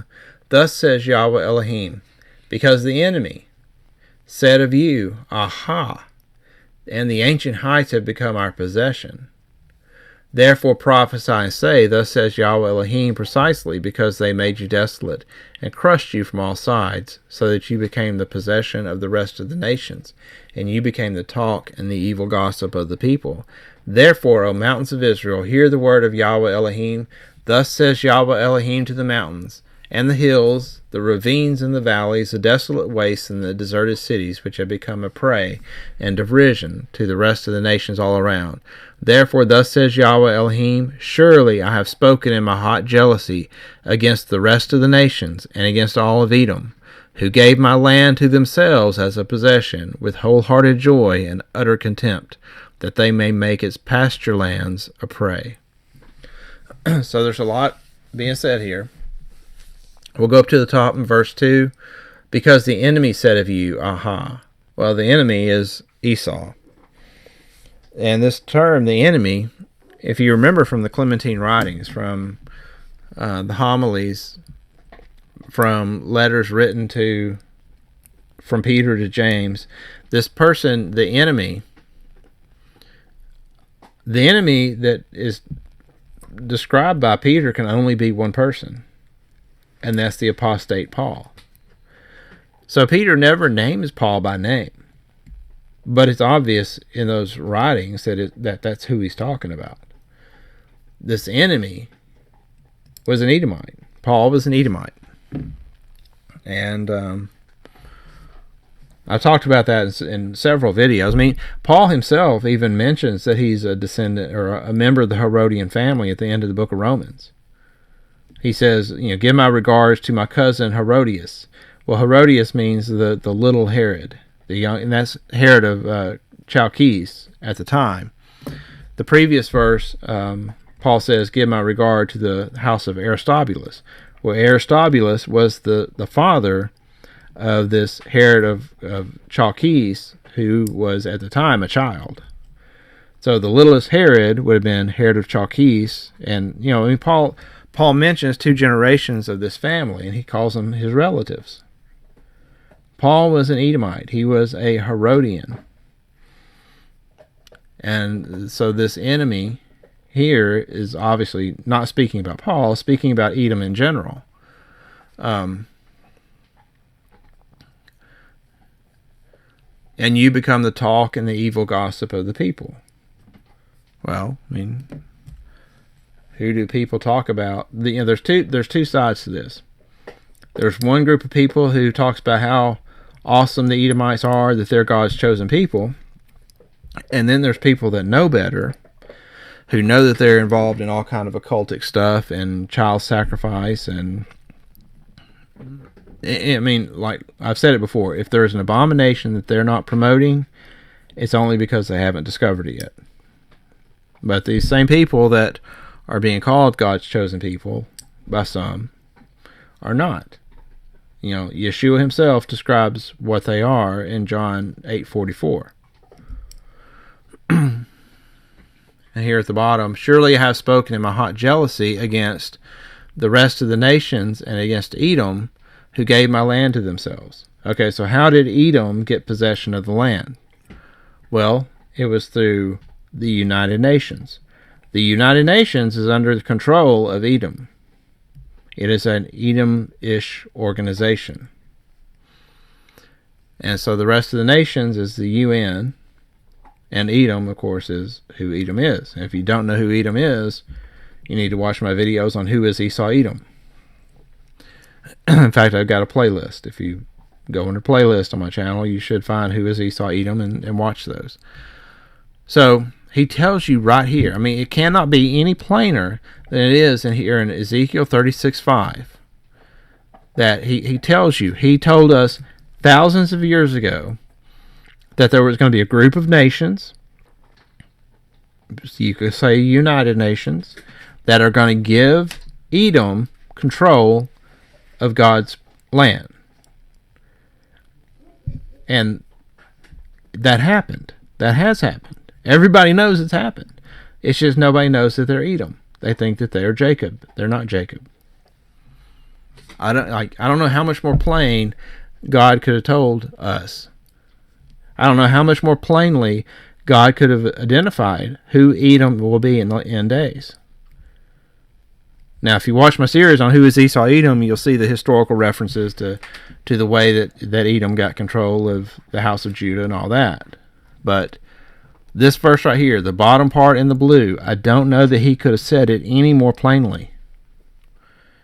And people will tell me, write me emails and tell me I'm dead wrong. You're dead wrong. Well, I guess if I'm dead wrong, Ezekiel is too. Therefore prophesy concerning the land of Israel, and say to the mountains and the hills, to the ravines and valleys, thus says Yahweh Elohim, behold, I have spoken in my jealous wrath, because ye have suffered the reproach of the nations. Therefore thus says Yahweh Elohim, I swear that the nations that are all around you shall themselves suffer reproach. But you, O mountains of Israel, shall shoot forth your branches, and yield your fruit to my people Israel, for they shall soon come home. So when I'm saying that I think that this whole greater Exodus thing is going to kick off before too much longer, it's because of stuff like this. The first part of this chapter, we've seen it fulfilled. It's been fulfilled within the last 100 years. 1948, those nations and Edom gave themselves God's land. That's happened. At the beginning of the verse, we see that Edom is trying to take possession of 2 countries. They've already got 1 country. Now they're trying to get Ukraine. That is happening today, right now. And so here in verse 8, he's saying, when you see all this happens, My people are soon going to come home. Yeshua says, when you see the fig tree putting forth its buds, then you'll know that the time is near. So we should be able to observe the sign of the times. And really, this chapter, Ezekiel 36, is about as plain as it gets. For behold, I am for you, and I will turn to you, and you shall be tilled and sown, and I will multiply people on you, the whole house of Israel, all of it. The cities shall be inhabited, and the waste places rebuilt, and I will multiply on you man and beast, and they shall multiply and be fruitful, and I will cause you to be inhabited, as in your former times, and will do more good for you than ever before. Then you will know that I am Yahweh. I will let people walk on you, even my people Israel, and they shall possess you, and you shall be their inheritance, and you shall no longer bereave them of children. Thus says Yahweh Elohim, because I say to you, you devour people, and you bereave your nation of children. Therefore you shall no longer devour people, and no longer bereave your nation of children, declares Yahweh Elohim. And I will not let you hear any more the reproach of the nations, and you shall no longer bear the disgrace of the people, and no longer cause your nation to stumble, declares Yahweh Elohim. Then the word of Yahweh came to me, Son of man, when the house of Israel lived in their own land, they defiled it by their ways and their deeds. Their ways before me were like uncleanness of a woman in her menstrual impurity. So I poured out my wrath upon them, for the blood that they had shed in the land, for the idols in which they had defiled it. I scattered them among the nations, and they were dispersed through the countries. In accordance with their ways and their deeds I judged them. But when they came to the nations, wherever they came, they profaned my holy name. And that people said of them, These are the people of Yahweh, and yet they had to go out of his land. But I had concern for my holy name, which the house of Israel had profaned among the nations to which they came. Therefore say to the house of Israel, Thus says Yahweh Elohim, It is not for your sake, O house of Israel, that I am about to act, but for the sake of my holy name, which you have profaned among the nations to which you came. And I will vindicate the holiness of my great name, which has been profaned among the nations, and which you have profaned among them. And the nations will know that I am Yahweh, declares Yahweh Elohim, when through you I vindicate my holiness before their eyes. I will take you from the nations and gather you from the countries and bring you into your own land. I will sprinkle clean water on you, and you shall be clean from all your uncleanness, and from all your idols I will cleanse you. And I will give you a new heart, and a new spirit I will put within you. And I will remove the heart of stone from your flesh, and give you a heart of flesh. So again, we see this repeated promise constantly, over and over again, that he's going to regather us. And I will put my spirit within you, and cause you to walk in my statutes, and be careful to obey my rules. You shall dwell in the land that I gave to your fathers, and you shall be my people, and I will be your God. And I will deliver you from all your uncleanness, and I will summon the grain, and make it abundant, and lay no famine upon you. I will make the fruit of the tree and the increase of the field abundant, that you may never again suffer the disgrace of famine among the nations. Then you will remember your evil ways and your deeds that were not good, and you will loathe yourselves for your iniquities and your abominations. It is not for your sake that I will act, declares Yahweh Elohim. Let that be known to you. Be ashamed and confounded for your ways, O house of Israel. Thus says Yahweh Elohim, on the day that I cleanse you from all your iniquities, I will cause the cities to be inhabited, and the waste places shall be rebuilt, and the land that was desolate shall be tilled, instead of being the desolation that it was in the sight of all who passed by. And they will say, This land that was desolate has become like the Garden of Eden, and the waste and desolate ruined cities are now fortified and inhabited. Then the nations that are left all around you shall know that I am Yahweh. I have rebuilt the ruined places and replanted that which was desolate. I am Yahweh. I have spoken, and I will do it. Thus says Yahweh Elohim, this also I will let the house of Israel ask me to do for them, to increase their people like a flock, like the flock for sacrifices, like the flock at Jerusalem during their appointed feast. So shall the waste cities be filled with flocks of people. Then they will know that I am Yahweh. So we got this plan that's underway from the Edomites. They want to wipe out the Israelites. They want to destroy Israel. They want to just basically genocide that people. And they've been working at that plan for years to stop the house of Israel from reproducing, shorten their lifespan, destroy their fertility, and there's it's been a conspiracy, an effort that's been going on for over 100 years. And so when I read this verse 37 and 38, I was thinking, this to me sounds like the house of Israel is going to be few in number by the time that this is all over with. That a large part of their plan is going to come to fruition, and it's just going to be a remnant of Israel that's saved. I hope personally to be among that remnant.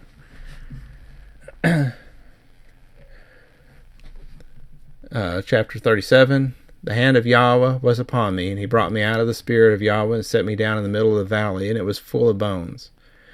And he led me around all around them, and behold, there were very many on the surface of the valley, and behold, they were very dry. And he said to me, Son of man, can these bones live? And I answered, O Master Yahweh, you know. And he said to me, Prophesy over these bones, and say to them, O dry bones, hear the word of Yahweh. Thus says the Master Yahweh to these bones, Behold, I will cause breath to enter you, and you shall live. And I will lay sinews upon you, and will cause flesh to come upon you, and cover you with skin, and put breath in you. And you shall live, and you shall know that I am Yahweh. So I prophesied as I was commanded. And as I prophesied, there was a sound, and behold, a rattling, and the bones came together, bone to bone. And I looked, and behold, there were sinews upon them, and flesh had come upon them, and skin had covered them, but there was no spirit in them. And then he said to me, Prophesy to the Spirit, prophesy, Son of man, and say to the Spirit, Thus says Yahweh Elohim, Come from the four winds, O Spirit, and breathe on these slain, that they may live. So I prophesied as he commanded me, and the Spirit came into them, and they lived and stood on their feet, an exceedingly great army. Now, most translations translate the word ruach in these verses as breath. And I really feel like that it takes away from the meaning of the verse. These verses are spiritual. They're about a spiritual resurrection. Prophesy to the breath and let the breath come in. You totally missed the point. The word ruach means spirit. It also means breath or wind. He said there was no spirit in them. So he said, prophesy to the Spirit. So this is my translation. So they stood on their feet, an exceedingly great army. And then he said to me, Son of man, these bones are the whole house of Israel. Behold, they say, our bones are dried up, and our hope is lost. We are clean, cut off. Therefore prophesy, say to them, Thus says the Master Yahweh, Behold, I will open your graves, and raise you from your graves, O my people. And I will bring you into the land of Israel, and you shall know that I am Yahweh when I open your graves, and raise you from your graves, O my people. And I will put my spirit within you, and you shall live, and I will place you on your own land, and then you shall know that I am Yahweh. I have spoken, and I will do it, declares Yahweh. I just want to reiterate what he said at the end of the previous chapter about increasing the number of people, like increasing the birth rate, and that these children of Israel will start reproducing. I don't know. Like, I'm not saying that there won't be literal graves opening and dead resurrecting. I'm not saying that.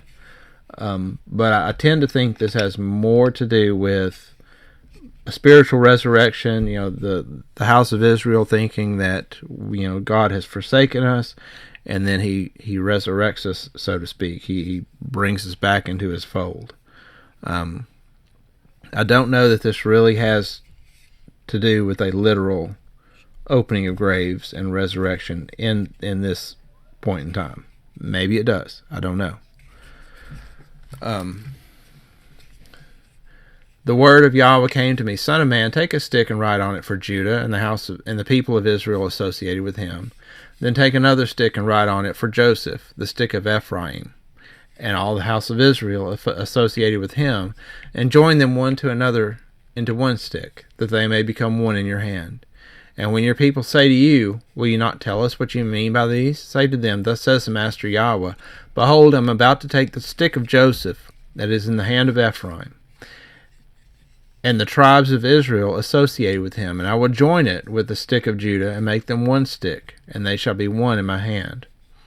When the sticks on which you write are in your hand before their eyes, then say to them, thus says the Master Yahweh, behold, I will take the people of Israel from the nations among which they have gone, and will gather them from all around, and bring them into their own land.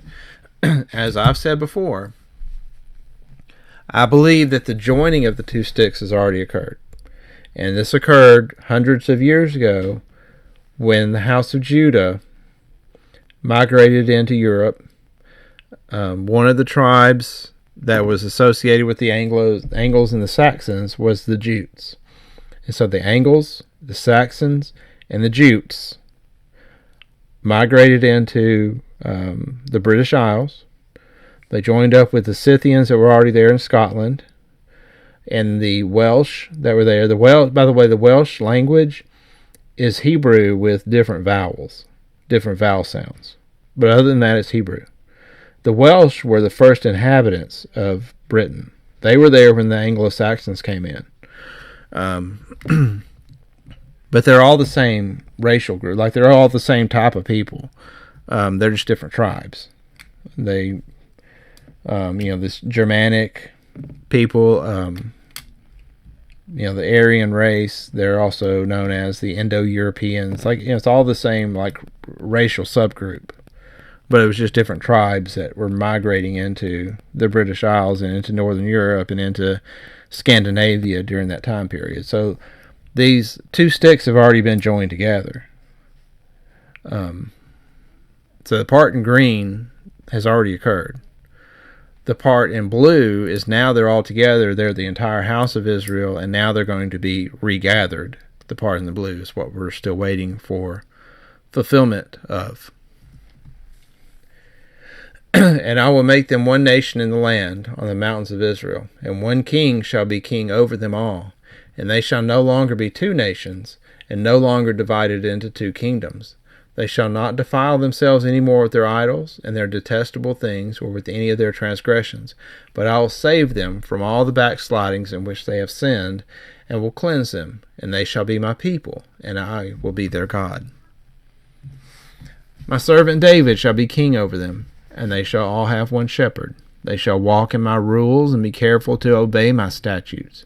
They shall dwell in the land that I gave to my servant Jacob, where your fathers lived. They and their children's children shall dwell there forever. And David my servant shall be their prince forever. I will make a covenant of peace with them. It shall be an everlasting covenant with them. And I will set them in their own land and multiply them. And I will set my sanctuary in their midst forever. My dwelling place shall be with them, and I will be their God, and they shall be my people. And then the nations will know that I am Yahweh, who sanctifies Israel, when my sanctuary is in their midst forevermore. So now we come upon the story of Gog Magog, and a while back I did a video and talked about these enigmas in texts that Philo talked about, and how there's certain enigmas that you look for, and it'll convey kind of like this unspoken message from the author. And so one of those methods was to leave out something. So like you have a group of like 4 or 5 things, but there's something missing from the group. The thing that's missing is the thing the author's wanting to convey to you. So Ezekiel 38, verse 1, the word of Yahweh came to me, Son of man, set your face toward Gog of the land of Magog, the chief prince of Meshech and Tubal, and prophesy against him, and say, Thus says the Master Yahweh, Behold, I am against you, O Gog, chief prince of Meshach and Tubal, and I will turn you about and put hooks in your jaws, and will bring you out and all your army, horses and horsemen, all of them clothed in full armor, a great host, all of them with buckler and shield, wielding swords. Persia, Cush, Put are with them, all of them with shield and helmet. Gomer and all his hordes, Beth Togarmah, from the uttermost parts of the north with all his hordes. Many people are with you. Okay, so where have we heard all these names before? Well, they're all part of the sons of Japheth. And we can see here in Genesis 10:2. There's a lot of these names that are all here. So, who's missing? Well, Medea's missing, Javan's missing, Riphath, but also Ashkenaz. And I believe Ashkenaz is, when it says Gomer and all his hordes, I think that's what he's trying to point us toward. Who is the player that's not named?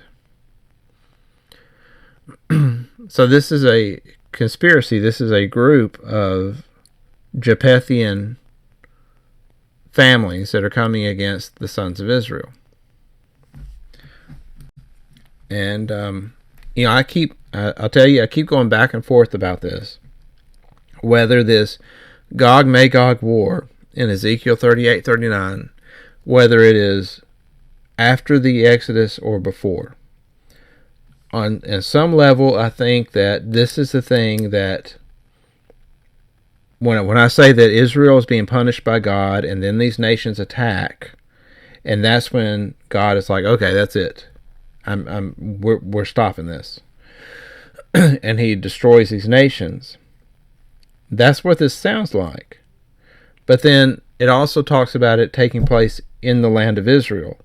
So I don't know. I mean, like I said, I'm torn. I'm torn about this. Now, the area where these Japhethian tribes were from is actually in the area around Ukraine. So remember, we mentioned two nations, these two Zionist states that they're trying to form. We've already got Israel. They're trying to take Ukraine and make it into the second nation. If God were to take and destroy the inhabitants of Judea today, Palestine, and insert, the Edomite residents of Palestine, if he were to destroy the Edomites, and then he brings the Israelites into that land, if there is still this land of Ukraine, the new Ukraine, that's under Edomite control, which is what they're trying to do, then perhaps that nation, the remnant that is left of Edom, that is up in that nation, and look, Edom has already intermarried and intermixed with these Japhethian tribes. That's why you have Ashkenazi Edomites, is because they are Edomites that migrated up into that area and mixed in with the people of Japheth, the people that are mentioned here. And I've also heard, I've been told, that in these Edomite secret societies, these high-level Edomites call them, in their rituals, they call themselves Gog and Magog. So take that for what it's worth. It's probably not worth a lot, but I have heard that. I've heard it more than once. So if that new Ukraine is still in existence, then guess what? That's the land of Magog.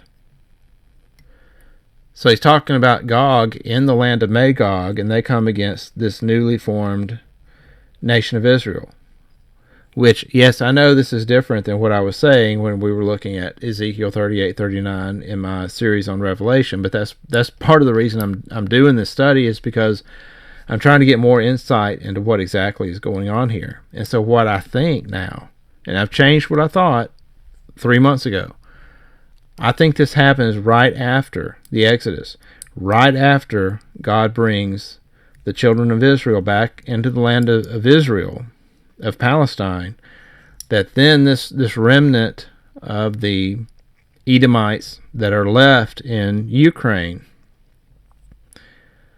they decide to come and attack again from the land of the north. Look north of Palestine, and you keep going up across the Black Sea, and you come to what? Ukraine. So my opinion on this has changed. My understanding of this has changed. Now I'm thinking it's something different. But you see that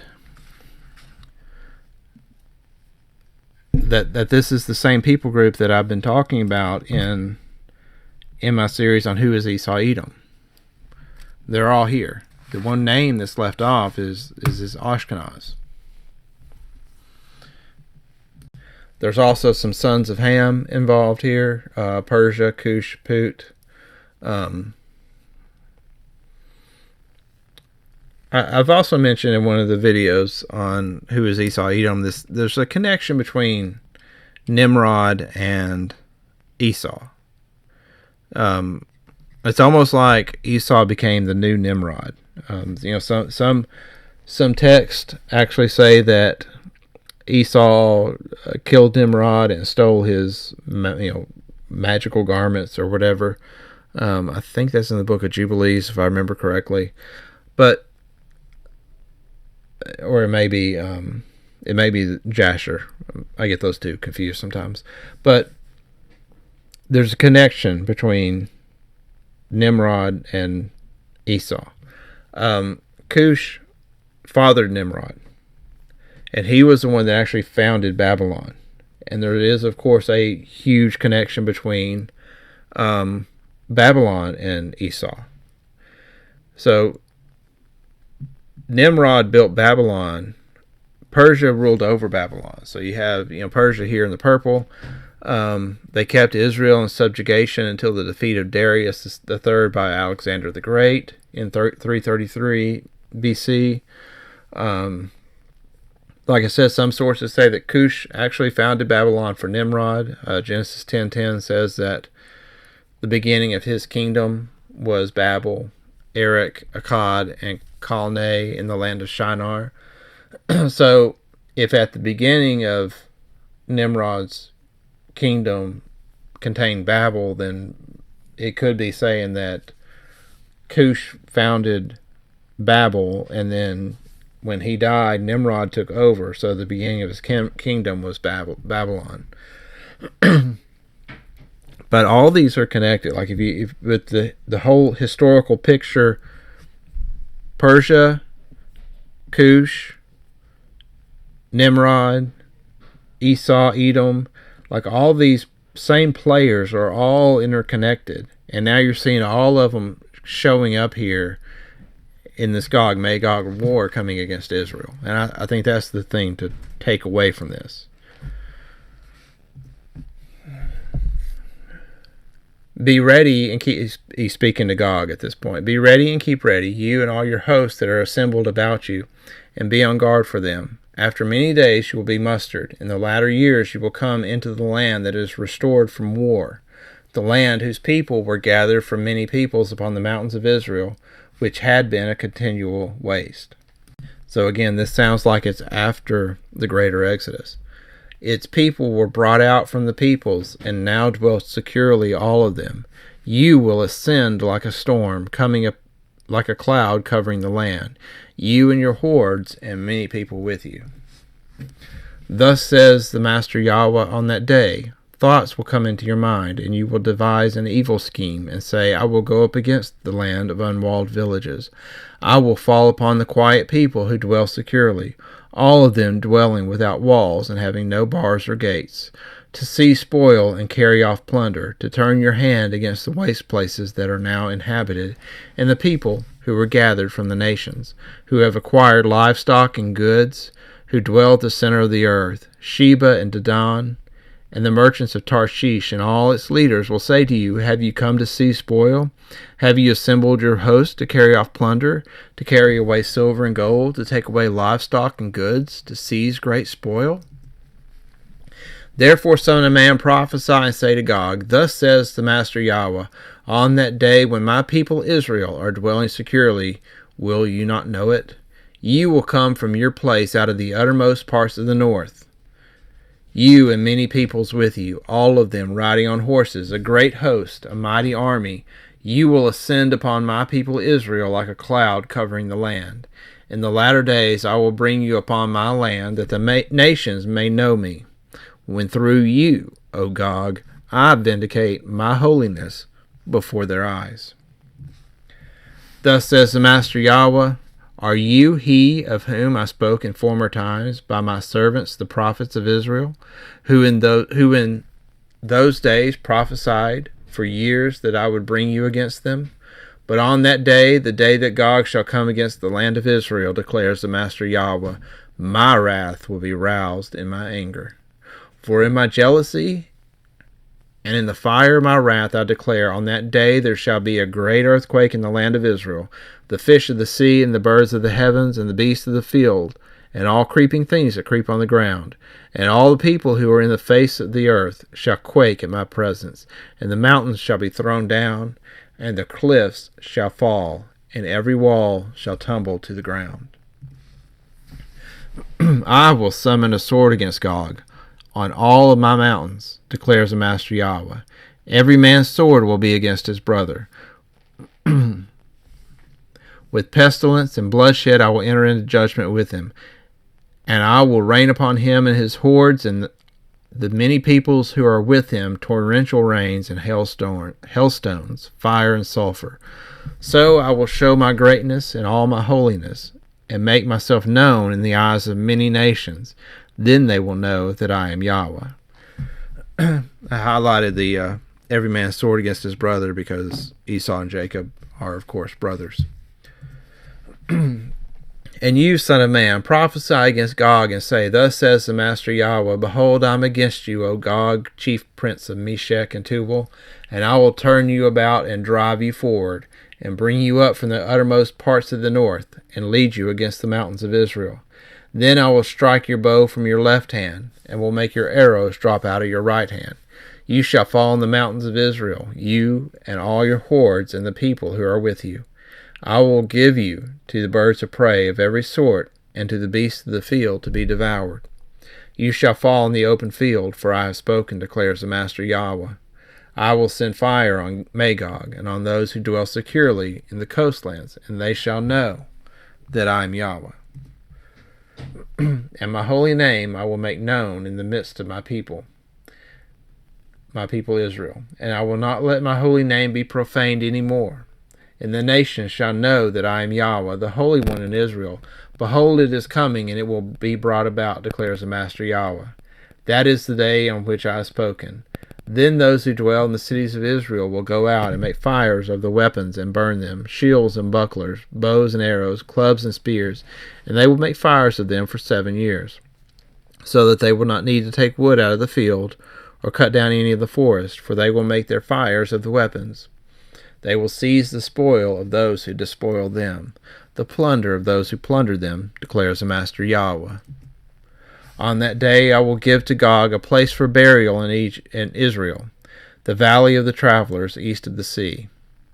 It will block the travelers, for there Gog and all his multitude will be buried. It will be called the valley of Hamon-Gog, or Hammon is grave, so the valley of the grave of Gog. For 7 months the house of Israel will be burying them, in order to cleanse the land. All the people of the land will bury them, and it will bring them renown in the day that I show my glory, declares the Master Yahweh. They will set apart men to travel through the land regularly, and bury those travelers remaining on the face of the land, so as to cleanse it. At the end of 7 months they will make their search, and when these travel through the land, anyone who sees a human bone, then he shall set up a sign by it, and till the buriers have buried it in the valley of Hamon-Gog. Hamaniah is also the name of the city. Thus they shall cleanse the land. As for you, son of man, thus says the Master Yahweh, speak to the birds of every sort and to the beasts of the field. Assemble and come, gather all around to the sacrificial feast that I am preparing for you, a great sacrificial feast on the mountains of Israel. And you shall eat flesh and drink blood. You shall eat the flesh of the mighty and drink the blood of the princes of the earth, of rams goats and he-goats, and bulls, all of them, the fat beasts of Bashan. And you shall eat fat till you're filled, and drink blood till you're drunk, in the sacrificial feast I'm preparing for you. And you shall be filled at my table, with horses and charioteers and mighty men, all kinds of warriors, declares the Master Yahweh. So it sounds like the carrion birds, the vultures and such, are going to be coming to eat off the dead bodies. And I will set my glory among the nations, and all the nations shall see my judgment that I have executed, and my hand that I have laid on them. The house of Israel shall know that I am Yahweh, their Elohim, from that day forward. And the nations shall know that the house of Israel went into captivity for their iniquity, because they dealt so treacherously with me that I hid my face from them, and gave them into the hand of their adversaries, and they all fell by the sword. I dealt with them according to their uncleanness and their transgressions, and I hid my face from them. Therefore thus says the Master Yahweh, now I will restore the fortunes of Jacob, and have mercy on the whole house of Israel, and I will be jealous for my holy name. They shall forget their shame and all their treachery that they have practiced against me, when they dwell securely in their land, with none to make them afraid. When I have brought them back from the peoples, and gathered them from their enemies' lands, and through them have vindicated my holiness in the sight of many nations, then they shall know that I am Yahweh their Elohim, because I sent them into exile among the nations, and then assembled them into their own land. I will leave none of them remaining among the nations anymore, and I will not hide my face anymore from them, when I pour out my spirit upon the house of Israel, declares the Master Yahweh. And so that's the end of the verses in the book of Ezekiel that I believe have to do with the Greater Exodus. Books, Ezekiel 40 through the end of the book of Ezekiel is about this kingdom that is set up. I'll be honest with you, that whole group of chapters, I question it a lot. To me, it sounds a lot like the priestly writings that were added to the Torah. It's all about, it's very concerned with measurements of the temple and temple sacrifices, which Yeshua himself speaks against, which the prophets speak against. When I read those chapters, it reminds me of, it feels like something that was added after the fact. It's very different than the rest of the book of Ezekiel, and it just raises a lot of questions for me as to whether it's authentic or not. But irregardless, those don't necessarily deal with the Greater Exodus, so they weren't really part of this video in the first place. Thank you for listening. I know these videos are extremely long. There's just so much material to go over, and I want to go through all these different books, and I'll probably end up going through the some of the Clementine writings too at the end of this. So thank you for listening. I hope that this is being a blessing to you and shedding some light on some things and giving you some things to think about. Just in the midst of making these videos, I noticed stuff that I've never noticed before, so it's certainly blessing me and changing my opinion on some things. So thank you for listening. Until next time, shalom.